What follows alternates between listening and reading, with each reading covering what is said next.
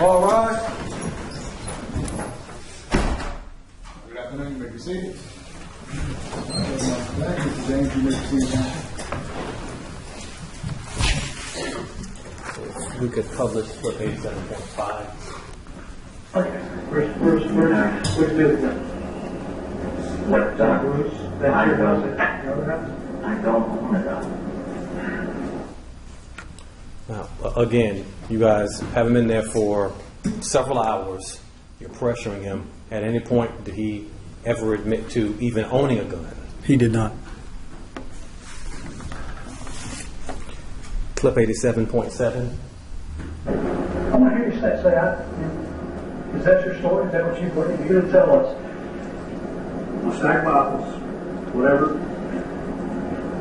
I did not shoot Rusty. Say it.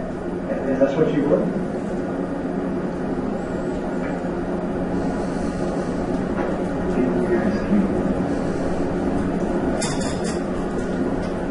I was not there. I did not pull the trigger on the gun just like Rusty Sneiderman. Again, we've got pressure. You all are in there several hours. Do you remember approximately how many times you asked him if he was responsible for Rusty Sneiderman's death? It was many times. Did he ever admit to killing Rusty Sneiderman? He did not. Counsel was asking some questions about suggestions, how you and Sergeant Cordellino would suggest various theories and try to get the defendant to agree. Do you remember that on cross-examination? I do. All right. I want to play a clip for you and ask you some questions about it. Clip 87.6. I don't get it. It's Pretty simple to us. It is? Sure. If he's gone, then there's you have a chance. Come on. Really? Commit murder? I mean, are you kidding me? The question is, are you kidding me? No. Do you think you're kidding us? Now, in the clip we just watched, you're suggesting a theory or a motive. Can you tell us about that? Yeah, the theory was that if Rusty was dead, then Andrea could fall in love with Hemy. And you confronted Mr. Newman, the defendant, with the theory that if Rusty was dead, then him and Andrea could be together, correct? That's correct. And did he admit that that was in fact what was going on? No. What did he say to you? He denied that happened, or said it wasn't the case.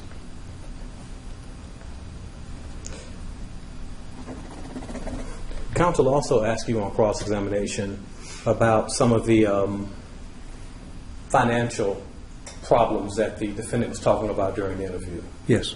All right, bills and things of that nature. Do you recall that? I do. All right, I'm going to play a clip for you and ask you some questions about it. Clip 87.3, please. I got to say nasty words. A decision to actually step out and get out here on cabins. It's a silly thing, actually. You know, always the straw or the camel back. We went to Lowe's, and we're broke. I mean, again, I owe money out the faucet. It's great. I'm in a debt consolidation plan. I have a personal loan of $65,000. And then you got the Georgia Tech loans, and I have the student loans, which is, I don't know, like 50 grand. That's why I'm going to graduate. Yeah, but still, I still have to pay some of the interest. So we're way over on these. I mean, the mortgage is $3,000. You have all these expenses, and we have no money. I told my wife, we don't have any money. We're broke. Not only we're broke, but I think I'm going to have to declare bankruptcy, or we have to foreclose on the house. I don't know how we can continue to afford this. So I'm telling her this, and we went to Lowe's, and she says, "Oh, you know, there's patio furniture on sale, and our patio furniture sold." She said, "What?" I said, "Well, you realize that we don't have a dime. We cannot buy anything." She says, "But it's on sale. It's really good price." I said, I don't care if they're giving it away. We can't afford it. And that's when I realized that the relationship became destructive. I was trying to please her. She was never happy with what we had. And I kept trying to please her with buying things, you know. Did he explain to you, not how, but why they got in debt? It was their spending and entertaining. Did he indicate what responsibility his wife had in it versus his responsibility? I believe he inferred that it was her spending that was because of it.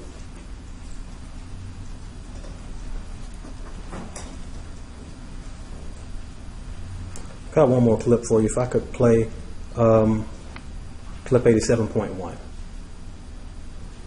And what's your relationship? I mean, be honest with your relationship with her. I mean, we're a business, but you know, he goes beyond that. I mean, everyone does. You sound like you had a good working relationship with your people, so you went over to her house, you socialized, you met her husband, you know the kids. I'm sure those are little things. Now, when you were on cross-examination, counsel said, I believe, asked you, her children came up a lot. Do you recall that question? I do. All right. In the course of her children coming up a lot, her being Andrew Sneiderman's children coming up a lot, did the defendant, Hemy Neuman, ever say to you, in fact, those are my children? No. In fact, the clip that we just looked at, when he was asked by Sergeant Cordelino, all right, if he knew the children, how did he respond when he was asked if he knew Andrew Sneiderman's children? He said he'd never met them. Nothing further, Your Honor. Any regrowths? No, Your Honor. And the state have any objection to him being released and excuse from suspended? No, Your Honor. Ms. Sampson, you want him to remain unsuspended? Yes, Your Honor. All right, Major, you can come down for now, but you may be subject to recall later. Thank you very much. Yes, sir. Yes, sir. Thank you. Sorry, next witness. At this time, the state calls Chad Fitzgerald. You may.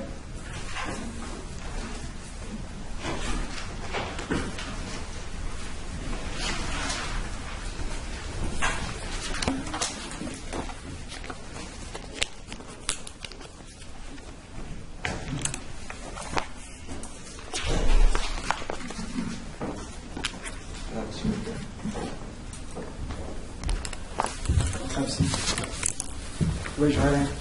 Do you solemnly swear or affirm testimony to today the truth, the whole truth, what yourself you got? I do. State your name and spell it for the court, please. Chad Fitzgerald, ChadFitzgerald. Sir, where are you employed? The Federal Bureau of Investigation, or FBI. Okay, and what is your position there? I'm a special agent. Okay, and how long have you been with the FBI? In December, it'll be 20 years. Okay, and in what capacity do you work as a special agent for the FBI? I'm assigned to the Cellular Analysis Survey Team, or CAST. It's based out of headquarters under the Violent Crimes Against Children unit, but I'm actually stationed in Atlanta, so I work out of Atlanta. Okay, could you explain to them what exactly is CAST? It's a unit that I helped start about 6-7 years ago. It became an official unit. We kind of created it to help interpret cell phone records and how cell phone records work for active investigations, as well as obviously in court and trials. Okay, and what specifically do you do with the cell phone records? Typically we'll take the cell phone records in, and like I said, we'll interpret the information that's obtained within the cell phone records as it pertains to whoever's case. So our primary responsibility for working is with child abductions, but we also work on a lot of armed robbery cases, fugitive cases, and obviously murder cases. Your Honor, may I approach the bench? You may. Thank you. So, for example, Special Agent Fitzgerald, for example, I'm showing you State's Exhibit 1. May I approach the witness? You may. Talking here that we have a disk and some phone records. Are these the type of things that you're referring to that you analyze? Right. So typically in investigations, this type of data would be received, and through our training within our unit and our experience, we will interpret, how this relates to a case or an investigation. And can you tell the jurors a little bit, what's your background information? What's your training and experience, education? I have a master's in electrical engineering that specialized in telecommunication systems. I've worked in the telecommunication industry, and since being hired at the FBI, I've worked on phone cases, and then I helped start the unit that I'm in now, CAST, looking at phone records. Okay, and have you had to, since you started the unit, are you the one that actually does the training for the others to interpret the cell phone records? Yes, I help train. I mean, we're up to approximately 60, 70 people now within our unit. All of us do, part of our responsibility is to do training with other law enforcement throughout the United States and sometimes overseas. And yes, so all of us do that. Okay. Now you said 60 or 70 in the unit. Is that based here in Georgia, or is that, you mean, nationally? We're all over the United States, and one in Mexico. Okay. Okay. Now, how many investigations would you say that you've worked on involving analyzing cell phone records over the course of the 20 years? Oh, I mean, I look at records, phone records, on a daily basis for the most part, so it's in the thousands. Okay. And have you testified previously regarding cell phone records and the analysis that you've done on those records? Not this week, but yes, I testify quite a bit. This is the first time this week, but yes. Well, it's only Wednesday. Yes, there's still hope. But to give you an idea, like in the last month, I've been to twice in Florida, and then obviously here in DeKalb today. Okay. And have you, in all the times that you've testified, have you been tendered as an expert and considered as an expert in cell phone record analysis? I have, yes. Okay. Have you testified both in state and federal courts? Yes. And you've mentioned that, but you've also testified here in Georgia? Yes. Your Honor, at this time, the state tenders Special Agent Fitzgerald as an expert in cell phone record analysis. Any objection? No objection. All right, he'll be considered as an expert in the field. You may continue. Thank you, Your Honor. Special Agent Fitzgerald, most people nowadays have a cell phone, but let's talk about a little bit about cell phone. Most people have a cell phone. No, I said these days most people have a cell phone, but let's talk. Testifying, or you asking a question? I'm asking him a question. Just ask him a question. I will. Let's talk a little bit about the basics of cell phones. Can you tell the jurors, how do cell phones towers work? Let's start there. So all of the cell phone providers have a technology that they, I guess, employ to communicate, for their phones to communicate. Each of those towers, just think of it as a specific language. AT&T speaks the AT&T language. Sprint would speak the Sprint language. Their phones are programmed to speak that language also. So as they decide where they want to put towers up, they're obviously going to put cell towers with antennas on it where they think subscribers are going to be. So wherever they can, generate revenue, obtain subscribers, they're going to put towers in a certain location and mount their equipment at the top of that with antennas. My phone's going to communicate with those antennas, which then communicates to equipment at the base of that tower, from the base of that tower to what's called a switch, from the switch to the network core, and from there to anywhere, has connections to anywhere in the world, and kind of vice versa. Anybody in the world can call my phone number, it'll get routed to my phone company, from my phone company out to the switch where I'm located, to equipment at a base of a tower. A page is going to go out looking for my phone's going to answer and allow the connection to happen. Okay. Here, the state has a few demonstrative aids I'd like to display. Okay, and the defense has seen them already, Your Honor. Could you please display slide number 2? What number is this? Number 2. Slide 2. You may. Okay. Agent Fitzgerald, what are we looking at here? So this is just a photo of a fairly standard cell phone tower that I took. I think this one's actually up in Gwinnett County. You can pretty much see this style cell phone tower anywhere in the United States for the most part. On the right half of the picture is just zoomed into the top part of that tower structure. And the main reason for that is I just wanted to show the antennas that are mounted at the top of that structure. And hopefully you can see that not only are there several layers of antennas, which could be different companies or could be the same company. Typically it's different companies. There's also, you'll notice that the antennas are mounted, they're pointed in a certain direction. So if you take the one on the very top, you'll see that the antennas are pointed pretty much in a triangular fashion. So those antennas are pointed from that tower structure out into a certain direction to provide service out there. Just think of it no different than an imaginary man at the top of this tower structure pointing a spotlight in a certain direction, and from that spotlight it's providing light down onto the earth at some location. That's where that service is being provided out from that tower structure. Okay. Now, do all the towers look like this, look like cell phone towers like this? No, Okay. there's all kinds. Can you go to slide 3, please?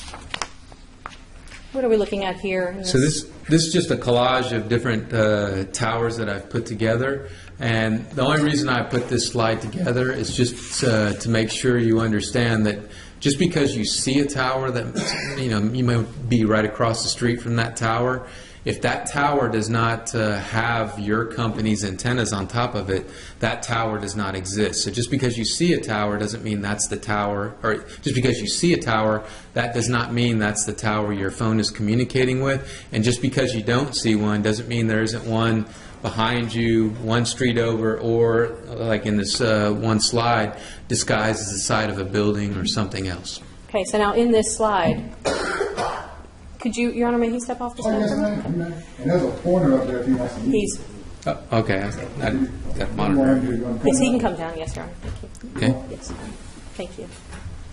Yes.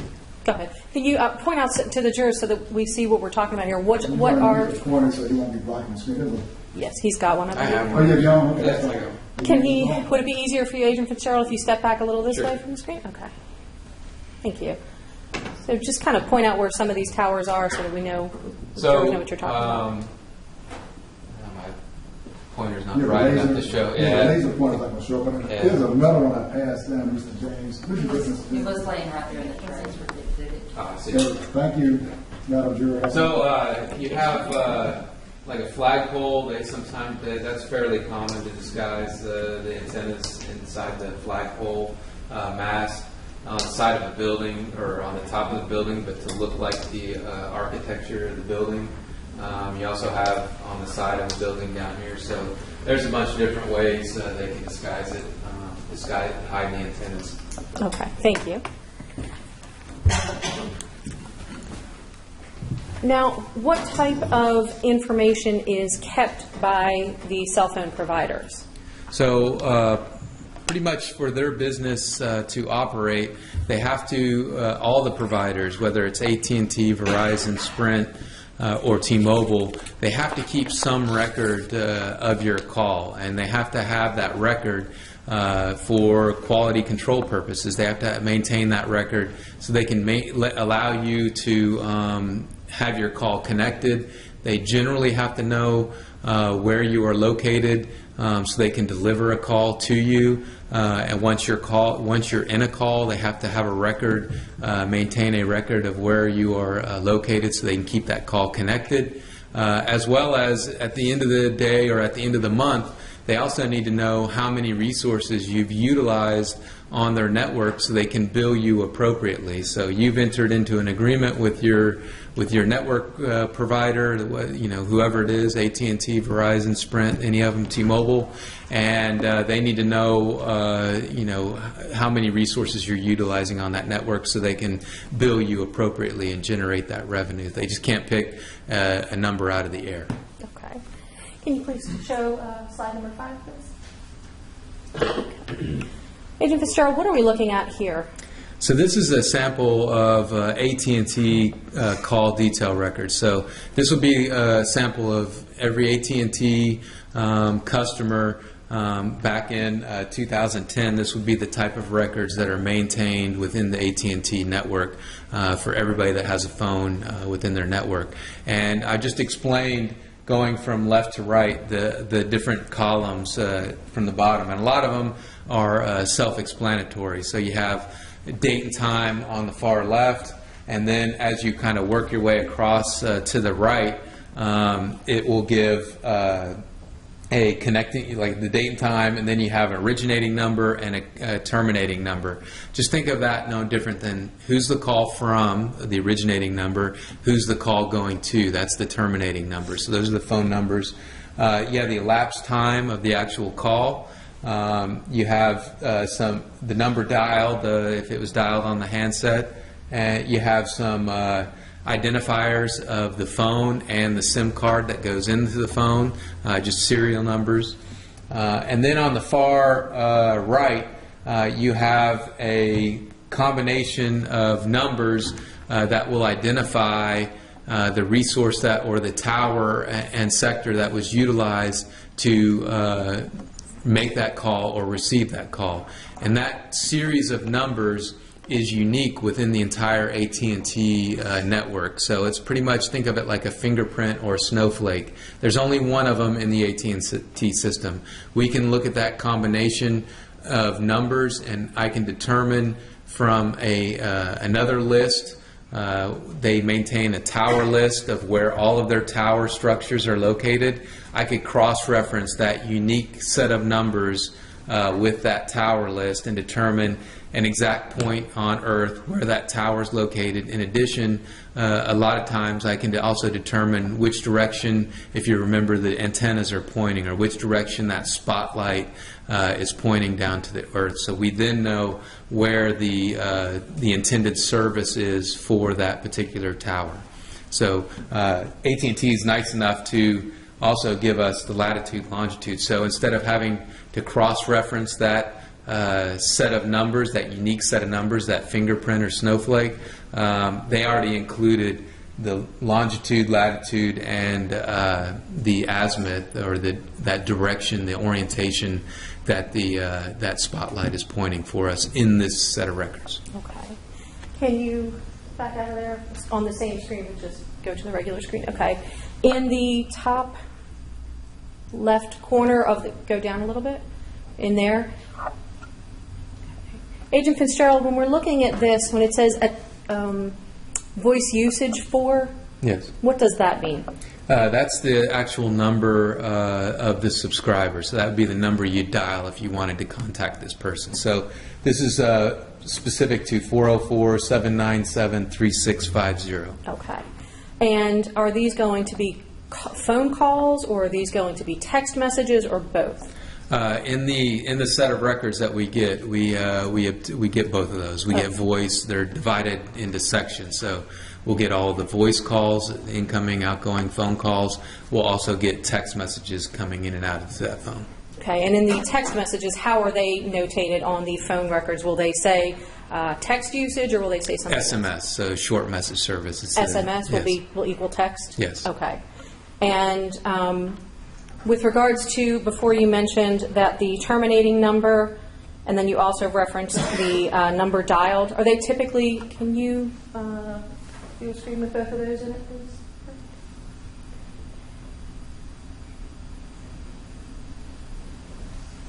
Can you do one that has the terminating number and the number dialed? Yeah, just grab about 4 of those columns. Yeah, it's going to be... starting with originating. You go back a little bit. Okay. No. Okay. Yeah. Are the terminating number and the number dialed typically going to be the same number? A lot of times, yes. So if it's an outgoing phone call from the handset, the number that's dialed is going to be also the terminating number. All right. Now, you also mentioned a couple of terms. You mentioned sector. Can you go to number 4, please? when you said before sector, will this help you explain sector a little bit? Yeah, so like I mentioned, every network provider maintains a listing of where all their towers are located within the United States. That list, for example, I took a list and plotted it for a spot in Georgia, and you can see several red dots on the screen, plus I've highlighted 3 different towers and marked them with yellow boxes, one being 525, another being 425, and the last being 272. And from that, if you remember, those antennas are pointing in a certain direction. We can see which direction each of those antennas are pointing. Those are called different sectors. So if an antenna is pointing in, if a set of antennas are pointing, generally to the north, that would be a particular sector on that tower. Just think of it as if I had a whole pie or a pizza that I wanted to share with 2 of you. I could cut it into 3 equal pieces, and we could then share that whole pie. So it's just a way that the cell phone providers can divide up their resources. They have that tower structure. Instead of just putting one antenna on it that goes in all directions, they can kind of maximize their resources and support more customers by dividing that pie or dividing that structure up into, pointing that spotlight into different directions. Now, you also mentioned azimuth. Yes. Can you explain to the jurors what does that mean? So azimuth or orientation, it's just the direction on a, think of it, north, south, east, west on a compass. So it's just a number designator for which direction that antenna is pointing. So 0 would be due north, 90 would be due east, 180 would be due south, so we're just going around in a circle, and then 270 would be out to the west. And so for this particular slide, I've shown these 3 different towers and which direction each sector is pointed. Okay. Now, with regards to getting information from a cell phone, does the cell phone have to be in use in order for you to be able to tell which tower it's sitting on? Yes, for phone calls and text messages, we do not get a record generated unless the phone call, unless the person's receiving a text or receiving a call or making a text or making a call. That's when a record gets generated for those type of records. Okay. So, for example, just as my cell phone sits here in court today, if it's not in use, you pulled my cell phone records, would you expect to see this location on that records at this time? Well, if somebody were to call you or text you while we're sitting in court, there'd be a record generated if your phone, once that person dials into your phone number, there's a record generated. If your phone is within the service area, we would potentially get a tower associated with that call coming in. Based on usage, meaning calls coming in, calls going out, texts coming in, and texts going out, are you able to determine whether or not a phone is traveling in a particular direction? Yeah, so if I can see, for example, if I was standing on Sector 1 of Tower 525 in this on this map that I have, if I was standing there and made a call and hung up on that call, and then 20 minutes later, I was utilizing this tower that's on the far east of the map, Tower 272, and I was standing once again on the Sector 1 box, and 10 minutes later, I made another phone call. That would indicate to me, kind of looking at those series of calls, that the user of that phone or the phone itself traveled from the west side of this map to the east side of this map. Okay. And based on the tower locations and the cell phone usage, are you able to map out cell phone usage and where a cell phone is located at a particular time on a particular call or text? We can tell the general geographic area of where a phone is located based on the approximate service area for that tower and sector, but we can't. It's not, the Jason Bourne movie where we can see the person walking down the street or going into a building from room to room. We can't see to that level. We can just see the general area of where the phone was located. Okay. And with all of that, were you asked to review any cell phone records with regards to this case? Yes. Okay. And in particular, did you have any numbers that you were asked to look at? Yes, so one of them I testified to just a second ago on the records. I wrote down a couple others that I was asked to look at. Would you like me to list them? Yes, please, go ahead. Like I said, the first one that I testified to earlier was 404-797-3650. And, Your Honor, we have stipulated to that that is the defendant's cell phone. Correct. Boys, approach.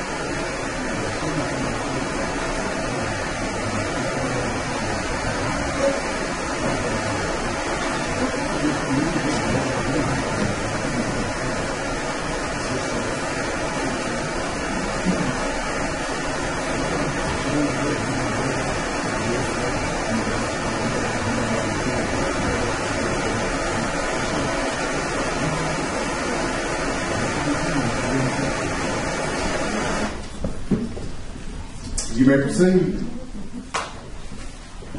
Thank you, Your Honor. What is the next number that you have? 404-374-1931. And, Your Honor, that has been previously stipulated that that is Andrea Sneiderman's cell phone number. What is the next one that you have, Agent Fitzgerald? 404-849-5975. Your Honor, that has been stipulated that that is Rusty Sneiderman's cell phone number. And what is the next one that you have? 787-378-9915. Okay, and that has been stipulated previously, Your Honor, that that is Jan De Silva's cell phone number.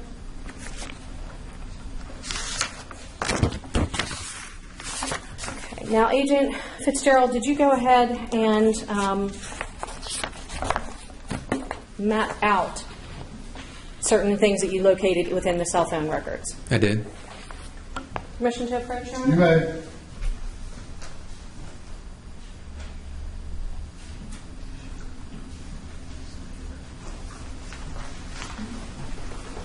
Agent Fitzgerald, I'm going to show you what's been previously marked as States Exhibit 89 and 90, States Exhibits 89 and 90. Do you recognize what I'm showing you? I do. And how do you recognize those? I created it. Okay. And do those 89 and 90, do they accurately reflect your analysis of the cell phone records? They do. For Hemy Neuman in this case, Yes. as well as Andrea Sneiderman in this case. It does, yes. Your Honor, at this time, State Tender States Exhibit 89 and 90. Any objection? No objection. That's submitted by objection. Permission to publish, Your Honor? You may. Thank you. Can you please pull up slide number 7?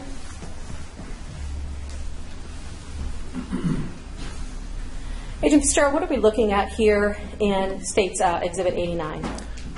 It's kind of hard to see on the map, but or on the screen, I should say. But it's a series of calls. Well, you can come down if you need to. Okay. I mean, to adjust your vantage point so you can see. Yes. Oh, yeah, that's not, can you see it better now? Yes, I can see. Oh, yeah, you're as close as you need to. Okay. So it's a series of phone calls and towers that were utilized for both the Sneiderman phone and the Neuman phone. I've depicted the Neuman phone as red and the Sneiderman phone as a purple color. And it shows, although some of them are on top of each other, so you can't see all of the activity over here in Longmont. But it's looking at all the calls from July 21st to July 23rd, and they're all in, this is the Denver International Airport, kind of in the lower right, showing that both the phones were utilizing towers and sectors in that area. And then for the bulk of that time period, those 3 days, they're in the greater Longmont, Colorado area, which is to the north and west of Denver.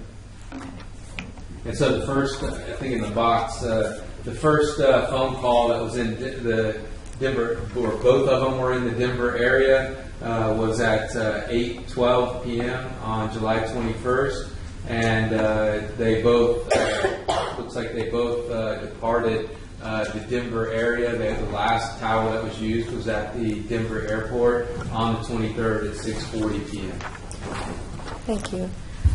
Can you please go to slide number 9?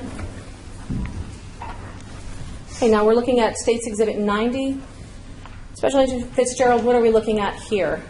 I was asked to look at a series of, look at their phone records from September 18th of 2010 to September 25th, 2010, and both of the phones were not located in the United States. They were, for that time period, they were roaming on another network, and based on the codes in the records, it was in the United Kingdom, utilizing the Orange network, which is a cell phone provider at the time in the United Kingdom.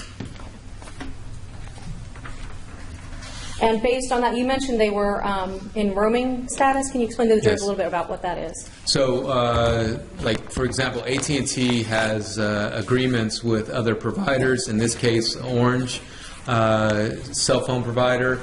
And when you go overseas to the United Kingdom, your phone, the Orange network speaks the same language as the AT&T network. Your phone will start utilizing that network in what's called a roaming status, and there is some type of record generated within AT&T. Your Honor, permission to approach? You may. Thank you. Agent Fitzgerald, I'm going to show you States Exhibits 91, 92, 93, and 94. If you can take a look at that and let me know if you recognize those. I do. Okay, and how do you recognize those? Once again, just some maps that I created. Okay, and do those maps that you created in States Exhibits 91 through 94 accurately reflect the information that was in the cell phone records that you analyzed? They do, yes. All right, at this time, State to enter States Exhibits 91, 92, 93, and 94. Any objection? Mayor, final objection? Permission. To the jury. Thank you, Your Honor. Can you please go to slide number 10? Okay. Agent Fitzgerald, may he come off the stand again, Your Honor? You may. Thank you. Agent Fitzgerald, if you wouldn't mind coming off the stand and talking to the jurors a little bit about States Exhibit 91. What are we looking at here in this map that you created? Okay, so this was a call on October 29th, 2010 from the Hemy Neuman phone, and it was at 12:22 p.m. or a little after noon in the afternoon. And it was utilizing a tower located here, marked with a red dot. And the AT&T records do not tell us which direction those antennas are pointing. So I just wanted to kind of emphasize this tower location with a little red shading around it. That's not to indicate that the user of the phone was in that red shading. It's just where the tower is located. And it was utilizing an antenna off of that structure. I'm not sure which direction. And I've also depicted, I was provided Wild West Traders Gun Shop and Range at 2445 Austell Road in Marietta, Georgia, and I've depicted that with a green flag on the map. Okay. So is that, do you know if someone was at Wild West Traders Gun Shop, would that likely be the cell tower that they were hitting off of, or if they were just near the Wild West Traders, would they be hitting off that cell tower? I believe this tower structure provides service to the Wild West Traders Gun Shop and Range, as well as the area around. Okay. Thank you. Going to States... Oh. I'm sorry. I'm sorry. Go ahead. Did you have something else? I was going to also mention that that particular phone made a call right before this location at 11:49 a.m. That particular phone, so about 30 minutes prior to it utilizing that tower, it made a 1 minute. It made a call, 1 minute 43-second call to telephone number 770-436-2218, which is a number that belongs to Wild West Traders Gun Shop and Range. Can you go to slide number 11, please?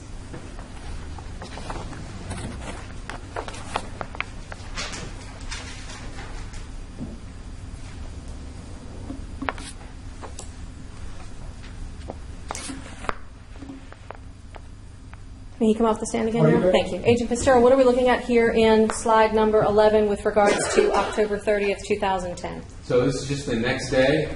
Once again, so it's October 30th, 1 day later. There's another call that utilizes the same tower structure near Wild West Traders Gun Shop and Range. And it was at 3:43 in the afternoon, so 3:43 p.m. Okay. And do you know if that was a call that was made or received?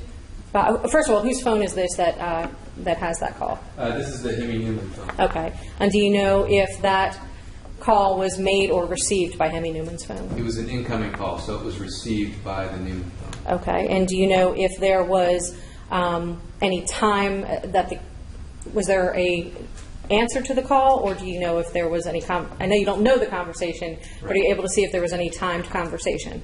The duration of this call, as I remember, was very short. I believe it was even 0 seconds, so it's almost like the person dialed the number and then hung up. So the duration was very, very short. Okay. Can you go to slide number 12, please? Agent Fitzgerald, what are we looking at here also on October 31st, 2010? It's a series of 3 calls on October 31st, 2010. The first call utilizes the tower and sector up on the north side of the map at 12:42 p.m. The next call is a little bit further south at 1:11 p.m. utilizing a tower and sector right along I-75. So the first tower and sector was alongside I-75. This one's a little bit further south on I-75, about 30 minutes later. And a particular note on this particular call at 1:11 p.m. It was a call to a number associated with Pinnell's firearms and range. And then finally, there was a third call on the southern end of the map at 2:47, utilizing a sector right near 75 and 285 in the Cobb County area. And just so we're clear, which phone have you analyzed here with regards to this map? I'm sorry, it's the phone number ending in 3650, which is attributed to Hemy Neuman. Can you go to slide number 13, please? Okay, what are we looking at here with regards to State's Exhibit 94? So this is also on October 31st, 2010, later in the day into the night. It's a series of calls by two different numbers, one of which is the number ending in 3650, or the Hemy Neuman phone. The other number is a number I testified to earlier. It's 787-378-9915, which I believe, do you have a name associated with that? And Your Honor, we've stipulated that that is Jan De Silva's number. Yes, the De Silva. Stipulated to it. Thank you, Your Honor. Continue. Okay, and there's a series of phone calls? Yes, there's a series of calls between these two numbers, and I've also depicted the towers that were used. So the Hemy Neuman phone, starting at 7:57, utilizes a tower and sector, I guess in the northwest area of Atlanta, city of Atlanta, and then it also has a call at 8:10 in the Buckhead area, utilizing a tower and sector in the Buckhead area, as well as a call at 8:16 utilizing a tower that is at the same location as the towers that are utilized by the De Silva phone. And in addition, like I mentioned earlier, 4 of the calls that are depicted on the De Silva phone were with the Hemy Neuman phone. So it was the Hemy Neuman phone contacting or calling the De Silva phone. And then I was also asked to show where the Atlanta Fish Market is in the Buckhead area compared to the tower and sector that was utilized. Thank you. Permission to approach, Your You Honor? ready?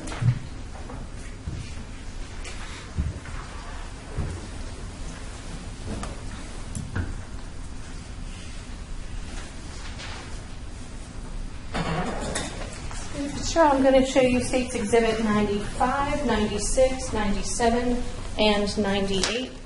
If you could take a look at those and let me know if you recognize those.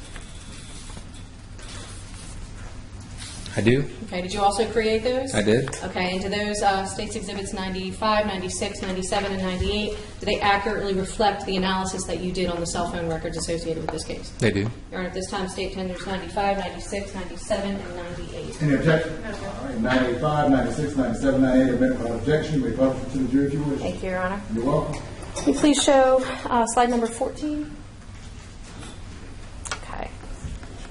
Agent Fitzgerald, do you mind stepping down again? Thank you. Okay, with regards to State's Exhibit 95 that we're looking at here, what can you tell the jurors about any calls related to November 16th, 2010? Okay, so like you mentioned, it's on November 16th, 2010. There's 2 calls on the Neuman phone, utilizing a tower located right off of 85, not too far from, not too far from the Buckhead area, but down off near Cheshire Bridge, pretty close to Buckhead area, and it's utilizing 2 sectors on that tower, one that points north and one that points to the southwest. The first call was a call with the Andrea Sneiderman phone. It was a 9-minute, 17-second call with that phone. And right after that call, the first one's at 5:55 p.m. Like I said, it was almost 10 minutes. And then at 6:06 p.m., there was a call following that for 2 minutes 25 seconds to the costume Atlanta costume shop. Going to slide number 15, please. Agent Fitzgerald, is the same day, November 16th, 2010? It is. Okay, that you've mapped out here. Can you tell the jurors what you were looking at here in State's Exhibit 96? It's a series of calls that occurred the evening of November 16th, 2010, and it's just showing the Hemy Neuman phone at 7:28 p.m., utilizing a tower located here off of Dunwoody Road, and then the next tower that it utilizes is up in this area of Dunwoody at 10:27. It's using the same a tower at the same location as another tower and sector utilized by the Rusty Sneiderman phone. I've also depicted on the map where 4939 Manjak Court is, which was a residence that was provided to me, which I've depicted with a green map. And then finally, there's a series of calls kind of in the southeast part of the map showing that the Hemy Neuman phone made a series of calls and texts from 1027 to 1029 utilizing this tower and two sectors off of it, which is to the south of that address. Now, up at the top where you were just pointing at the 4939 Manjak Court, in that area, the cell towers that you've indicated, or the cell tower that you've indicated, would you expect that would be the cell tower that would provide cell phone service to 4939 Manjak Court? Absolutely, yes. You go to, please, slide number 16. Okay. Agent Fitzgerald, what are we looking at here? First of all, what date are we talking about here? This is November 18th, 2010, and I'm showing the first call and texting of the day for the Neuman phone. There's a series of, I believe it's 15 calls and texts from 9:27 to 10:50. And is that AM or PM? That's AM in the morning. Utilizing this tower, and the sector or the spotlight is pointing to the north and slightly to the west, so it's providing service, up to this general area. And what I noted on these series of calls and texts, out of those 15, 9 of them were with the Sneiderman phone. Okay, can you unzoom that? Thank you. Okay, now as we're looking at this, can you point out, this is State's Exhibit 97 for the record, can you point out to the jurors where is GE located? I've depicted it on the map with a green flag, so it would be at the point of that flag. Okay. Right there. And would those towers that you just described earlier, the tower that you just described earlier, having the calls and texts in the 9 o'clock hour and the 10 o'clock hour in the morning, would you expect that someone who was at GE would be hitting off of that tower? I would not. Okay. And then going to, where did you depict what you would expect the GE tower to be on here? Yeah, so if you continue through the day, at 11:28, it utilizes a tower over in this area of Marietta, and then at noon, there's a couple text messages where it utilizes a tower and sector kind of near, I guess that would be Cumberland Mall, Windy Ridge, Parkway, 285-75 area. I believe both of those are also with the Sneiderman phone. And then finally, at I believe it's 12:47, it's utilizing a tower, tower structure that I believe services the GE area. Okay. And is that the tower that's right there by GE? It's right here, okay. yes.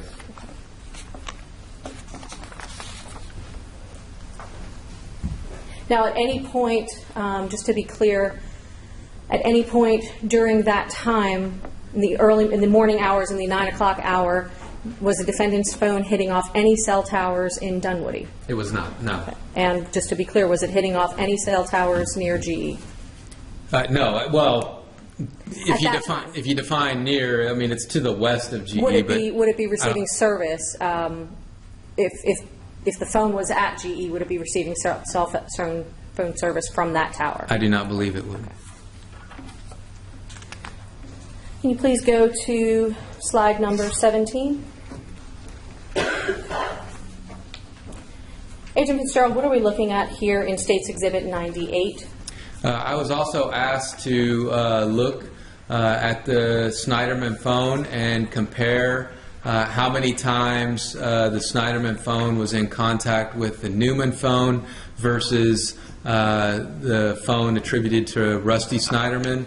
And I did it from May 1st, 2010 to November 18th, 2010 for the same date and time period. And I came up with a count of 1,426 contacts with the Hemy Neuman phone and 882 contacts with the Rusty Sneiderman phone.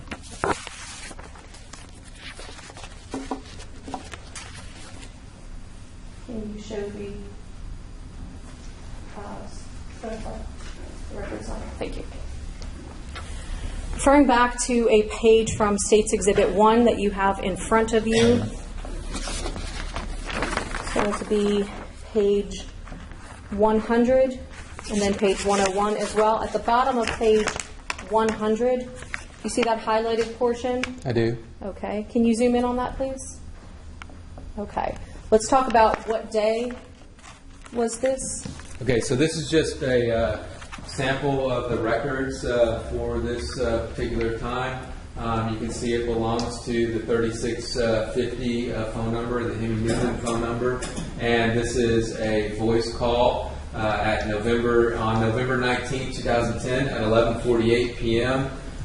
There's a call from the Andrea Sneiderman phone to the Hemy Neuman phone, and if you keep going for 3 minutes and 8 seconds. Okay. And can you please go to page 101 on those records? At the top there, can you do the same? Okay. Can you tell us what we're looking at here on that item number 2899, which is a portion of State's Exhibit 1? So I believe this is the next call sequentially or chronologically. November 19th again, 2010 at 11:52 p.m. Once again, a call from the Andrea Sneiderman phone to the Hemy Neuman phone for 3 minutes, 49 seconds. All right, that's all the questions that I have. Ms. Romaine, you may cross-examine if you wish. Actually, I think we're going. Yes, you have been going now. We're going to take a brief 10-minute stretch break before cross-examining. I'll try to give you a break at least once every hour. And it'll be for 10 minutes. Put them back in the box in 10 minutes. All rise.